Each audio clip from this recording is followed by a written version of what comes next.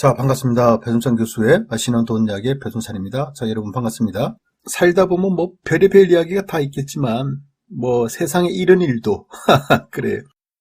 세상에 이런 일도 있더군요. 오늘 이슈가 된 내용인데 청주에 있는 땡땡 신용협동조합 같은 경우 전세자금 대출을 받은 사람이 고정금리로 했다는 겁니다. 고정금리 2.5%를 받았는데 즉 뭐 민간 임대아파트 세입자 고정금리 대출을 받은 사람에게 신협은 전 세계적인 원자재 가격 상승, 인플레이션 현상, 따라서 긴축 통화 정책을 피게 됨으로써 미국에서 금리 인상이 되었죠. 대한민국 또한 기준금리 인상, 금리 인상이 되어서 한국의 기준금리가 0.75%, 작년 8월달이죠. 작년 8월달 0.75에서 현재 3.25%라는 겁니다. 따라서 기존금리 자체만 놓고 보더라도 2.5%가 급격하게 상승하였다라고 볼 수가 있겠죠. 따라서 청주에 있는 요 신협은요, 전세자금 대출, 고정금리를 받은 사람 2.5%의 대출 이자를 이제 내년 1월 달부터 4.5%로 일방적으로 인상시키겠다는 겁니다. 다시 한번. 이 고정금리를 받은 사람, 고정금리 2.5%를 받은 사람에게 내년도부터 이제 고정금리 2.5%를 고정금리 4.5%로 일방적으로 2% 금리를, 대출금리를 올리겠다는 거죠. 말 그대로 이건 뭐 고정금리가 아니라 변동금리 아닙니까? 그렇죠? 변동금리 중에서도 뭐 3.3%가 있고 뭐 4.4%가 있고 그렇죠? 오히려 뭐 고정금리보다 더 비싸. 참 정말 웃기는 짜장 같은 이야기다라고 말씀드릴 수 있을 것 같아요. 신협의 이러한 이야기의 근거로 놓고 본다면 신용협동조합 여신거래 기본 약관 제3조 이자 등가 지연배상금 제3항에 나와 있다고 그러고요. 또한 대출상품 설명서 제6조 금리 변경 요인 약관에 따르면 국가 경제가 또한 금융사정에 급격한 변동에 따라서 계약 당시에 예상할 수 없는 현저한 사정 변경이 생긴 경우에는 금리를 인상할 수 있고 또한 금리를 인하할 수도 있다라는 거죠. 근데 중요한 거는 뭐 국가 경제가 어떻고 세계 경제가 어떻고 금융 사정이 어떻고 뭐 하든 간에 중요한 거는 신협에서는 지들 마음대로 금리 인상을 하겠다는 거 아닙니까? 그리고 국가 경제가 금융 사정이 전 세계적인 경제가 기타등등 하더라도 은행에서 고정금리를 일괄적으로 인하해 주는 경우 이런 경우가 어디 있냐는 거예요.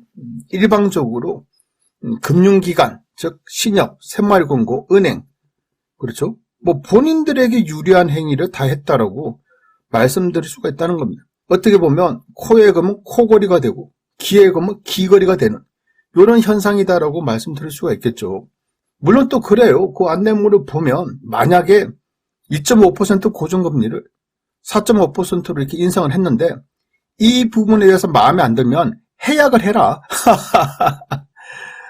해약을 하면 된다. 계약 해지를 하자. 이런 거죠.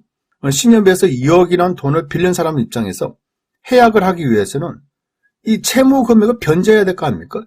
2억을 한꺼번에 갚아야 된다는 얘기예요. 그렇죠? 아니 2억을 갚아야지 계약 해지가 되는 거지 않습니까? 그런데 지금과 같은 시국에 먹고 살기도 힘들고 장사도 안 되고 사업도 안 되는 이런 시국에 어디서 1억이란 돈을 어디서 2억이란 돈을 쉽게 빌릴 수가 있냐는 거예요.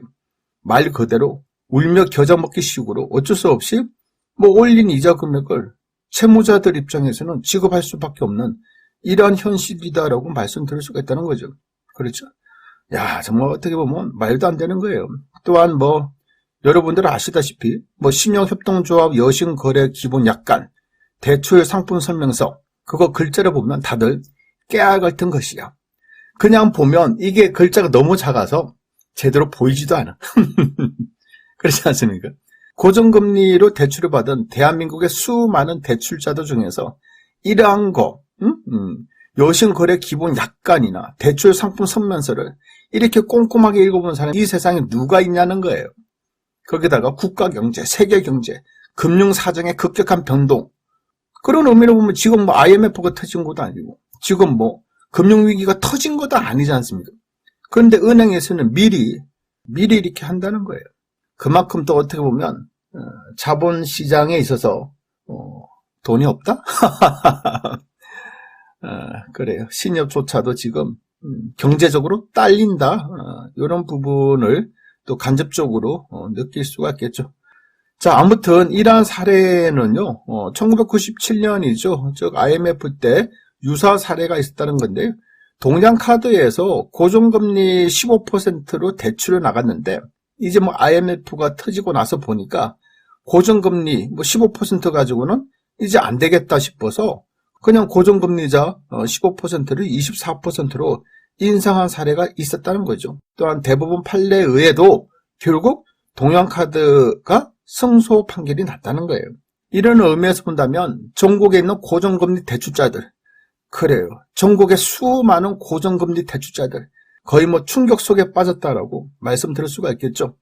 우리가 뭐 일반적으로 변동금리보다 이자가 더 비싼 고정금리를 택하는 이유, 이처럼 비싼 금리, 고정금리, 비싼 금리를 택하는 이유는 간단하지 않습니까? 앞으로 금리가 급속하게 오르더라도 안정적으로 고정적으로 이자를 갚아 나간다는 의미에서 우리는 변동금리보다는 고정금리를 선택한 거 아닙니까? 그렇죠? 그런데 이거를 고정금리 대출자들한테도 변동금리를 적용해버렸으니 거의 뭐 충격 속에 빠졌다라고 말씀드릴 수 있겠죠. 어떻게 보면 은행과 국민과의 약속과 신뢰를 깨버린 행위다라고 말씀드릴 수가 있다는 겁니다. 지금이야 뭐 청주에 있는 작은 신협, 뭐 동네에 있는 신용협동조합이 이러한 행위, 고정금리 2% 기습 인상을 했다고 하지만 만약에 이러한 현상들이 좀 더 확산이 돼서 이제는 전 금융기관, 그렇죠? 전 금융기관, 뭐 은행이 됐든 새마을금고가 됐든 신협이 됐든 기죠? 뭐 저축은행이 됐든 모든 금융기관에서 고정금리를 이제 변동금리처럼 2%씩 대출금리를 기습적으로 인상을 해버리면 이건 뭐 난리 나는 거 아니겠습니까? 좀 뭐 난리 중에 난리다라고도 말씀드릴 수 있을 것 같아요. 지금의 현실이 뭐 IMF 때나 전 세계적인 금융위기 때도 아닌데 미국의 금리 인상으로 인해서 국내 기준금리가 2.5% 올랐다고 바로 고정금리를 변동금리처럼 2% 올리는 것은 어떻게 보면 이윤 배반적인 행위다라고까지 이렇게 생각을 해볼 수가 있다는 겁니다. 무엇보다 신뢰와 약속으로 믿고 이용하는 금융기관에 대한 신뢰가 깨지는 것이고 더 나아가서요, 자본시장에 대한 신뢰까지 깨지는 것이 아닐까요? 따라서 금리 인상으로 인해서 가장 힘든 사람들은 누구냐면 대출받는 서민들이 아닐까요? 이러하니 신협과 금고와 은행들 또한 자신들의 이익만 너무 추구하지 말고요, 대출받은 모든 사람들과 같이 생존할 수 있는 이러한 방안을 연구할 때라고 저는 생각을 합니다. 이상까지 배종찬 교수의 맛있는 도움 이야기였습니다. 감사합니다.